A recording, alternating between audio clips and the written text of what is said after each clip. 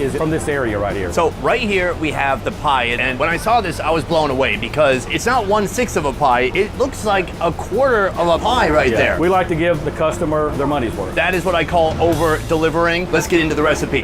Chris starts by dipping a quarter of a pecan pie into a light homemade funnel cake batter. He fries it for 4 minutes until golden crispy, then lets the oil drain off. That's looking nice. After, he gives it a few quick stabs with the tongs so the toppings cling and the pie is easier to eat. Oh my God. I can hear that it's crunchy and the smell coming off there is so sweet. I cannot wait to try this. Finally, he showers it with powdered sugar, adds whipped cream, and drizzles on caramel. This is how we serve our deep fried southern pecan pie. All right, guys, I've got the final product right here. My guy Chris inside just won Best Fried Food of 2025, and this is why. Now, first of all, there's some whipped cream on top. The whipped cream is losing mass, it's melting a little bit, but still, what a decadent treat. I like what he's doing. He's not putting it on a stick, first of all. Not every food has to be on a stick. Some can be put in a boat, and we eat it with a shovel. All that said, let's give it a shot. Here we go.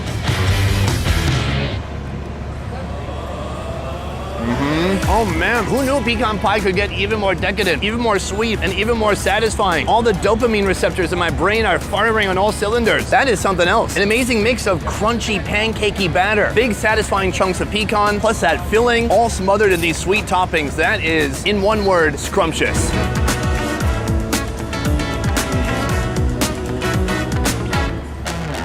Yes, please. Pure indulgence, like sucking on Satan's fingertips. I've never felt so much guilt and pleasure at the same time. This is like a pecan pie glow up. For me, my version of a glow up was being really fat and losing 100 pounds. For this pecan pie, its version of a glow up was gaining 1,000 calories.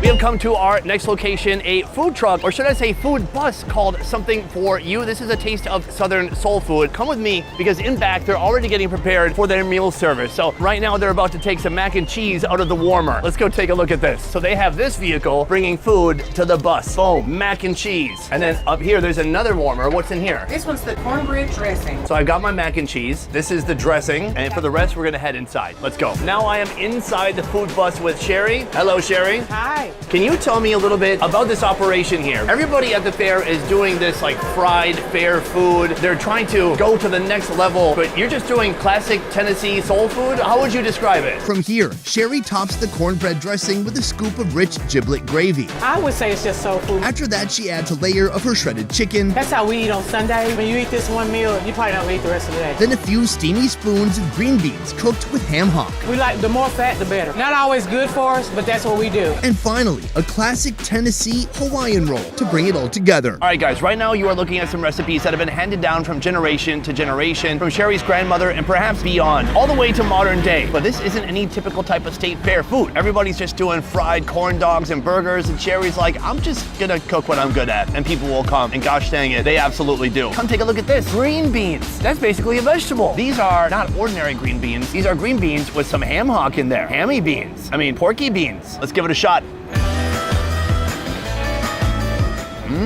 They're soft, they're delicious, they got a little bit of animal fat in there. That is what beans have been missing my whole life, pork. Beans are my new favorite animal. Moving on from the beans, in order of most interesting, right here, mac and cheese. Now, people out there have strong opinions about mac and cheese, especially folks in the South, and this doesn't look like any Southern mac and cheese I've seen before. Usually people like a mac and cheese with kind of a toasted, bready crust on top. Not me, baby. I'm from Minnesota. I like Kraft macaroni and cheese. So this looks more like something I would enjoy. Look at that, a big congealed clump of mac and cheese. That's nice. Let's give it a shot.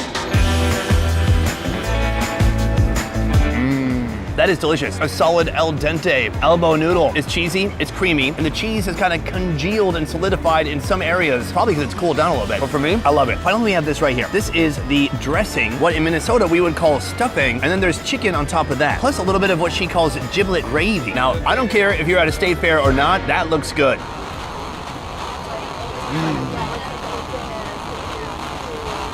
That's really nice. Hot, delicious, steamy stuffing or dressing, tender chicken on top, gravy to bring it all together. In the end, is this something that reminds me of fair food? Absolutely not, and that's why I'm so happy to see it here. That said, we have one food remaining, a final sweet treat, a twist on a state fair classic. Let's go check it out now.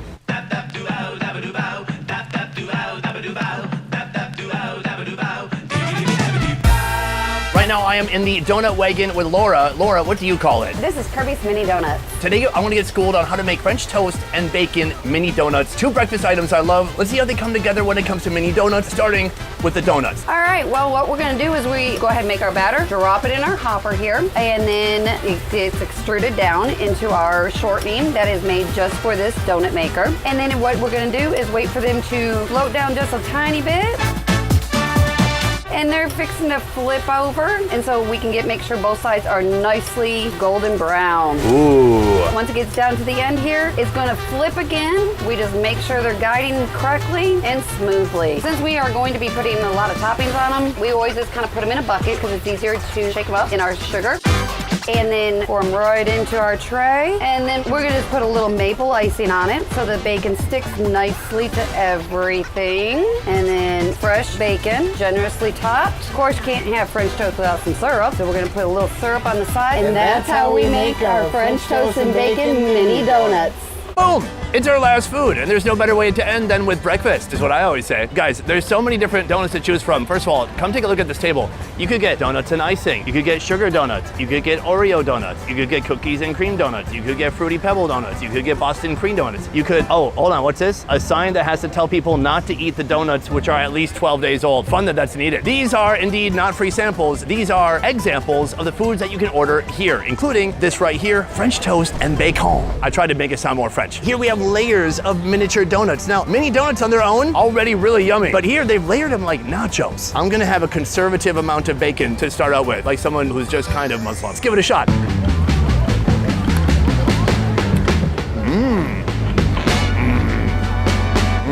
That's really nice. First of all, anytime you go to a mini donut stand, ask for the fresh ones because they just taste better. They're a little bit more crisp. They're gonna be a little bit more toasty on the outside and doughy on the inside. If they hang out too long, it's still good, just not as good. Here, beyond the donut, you're getting that nice hit of cinnamon icing. It's very sweet, but then to temper that sweetness, we have literal chunks of bacon. So much bacon. But to me, this bacon is not enough. I wanna give it a quick submerge in the maple syrup. Let's toss it back. That might be too much. It might not even need that. It is very sweet. I gotta say, I've had donuts with bacon in the past. In Texas, we went to a donut shop where they had Long Johns with whole slices of bacon on top. It was delicious. As far as I'm concerned at this point, bacon, it goes on everything. It's one of the most versatile food ingredients that exist. I'm trying to think, what is one thing you could put bacon on that would actually make it worse? Got nothing. This is the perfect way to end your food coma here at the State Fair in Tennessee. Well done.